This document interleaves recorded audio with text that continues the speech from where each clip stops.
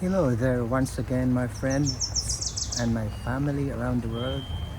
Today is another day of lockdown, Monday, April the 13th, past noontime already. And I've been taking photographs and video of hummingbird that usually descend on the fountain to sip water.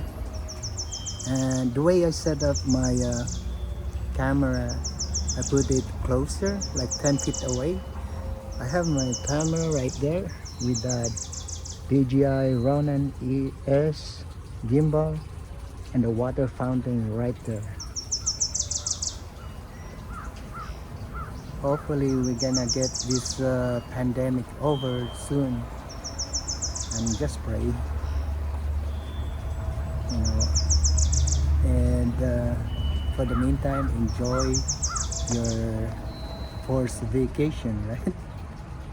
Especially most of us have family around the house. So I edited this footage of the hummingbirds movement into a slow motion so we could see every seconds of its wings flapping while it hovers to drink the water. Nice, huh?